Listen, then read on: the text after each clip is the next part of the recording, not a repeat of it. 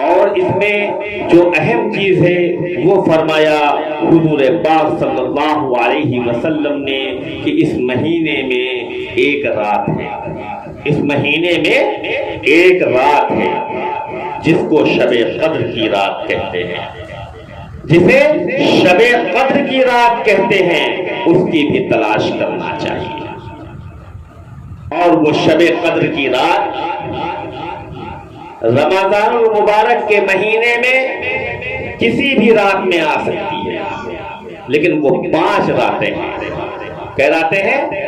5 راتیں ہیں۔ 5 راتوں میں ایک رات شب قدر کی ملتی ہے۔ وہ 5 راتیں کون سی ہیں؟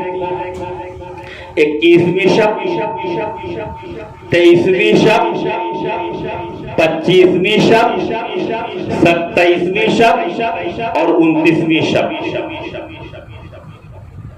5 راتیں ہو گئی۔ پھر سن لے ایک مرتبہ، 21ویں رات، 23ویں رات،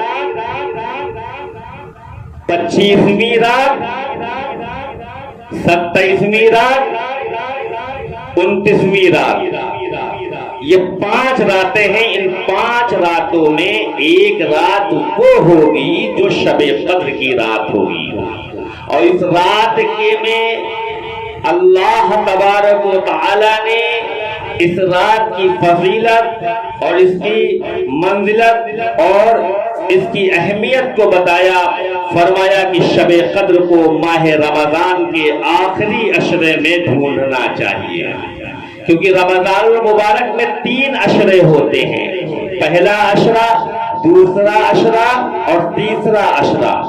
تو فرمایا شب قدر کو آخری عشرے میں ڈھونڈنا چاہیے، خصوصاً فرمایا خاص طریقے پر 27ویں رات میں، کیونکہ امام شافعی رحمۃ اللہ علیہ فرماتے ہیں کہ رمضان کی 21ویں رات شب قدر ہے، بعد 29ویں رات بتاتے ہیں، اور حضرت عائشہ صدیقہ رضی اللہ تعالی عنہ کا بھی یہی قول ہے، اور حضرت ابو ہریرہ رضی اللہ تعالی عنہ نے 23ویں رات بتائی ہے، اور حضرت ابو ذر اور حضرت امام حسن نے 25ویں رات بیان کی ہے۔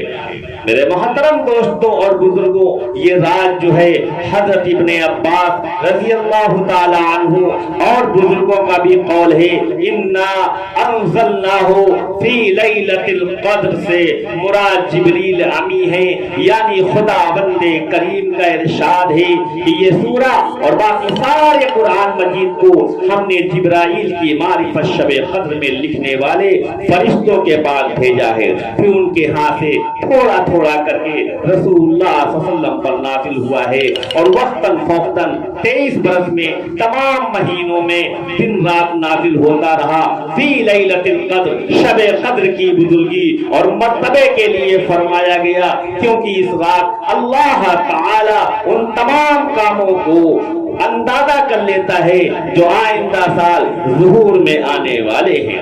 اس لیے میرے محترم دوستوں اور بزرگوں، یہ مہینہ جو آخری، اس مہینے کے آخری عشرے میں جو راتیں ہیں 5، ان 5 راتوں میں ایک رات جو ہے وہ 1000 مہینے سے بہتر ہے۔ لہذا ہمیں چاہیے کہ ہمیں اس رات کو نہ چھوڑیں اور اس رات کی عبادت بھی کریں۔ اللہ تعالی ہمیں اور تمام امت محمدیہ کو رمضان المبارک کے مہینے میں پورے روزے رکھنے کی توفیق عطا فرمائے، اور اللہ تبارک و تعالی ہمیں رمضان المبارک کے بابرکت ایام میں غم خواری کا معاملہ کرنے والا بنائے، اور اللہ تبارک و تعالی صبر کرنے والا بنائے۔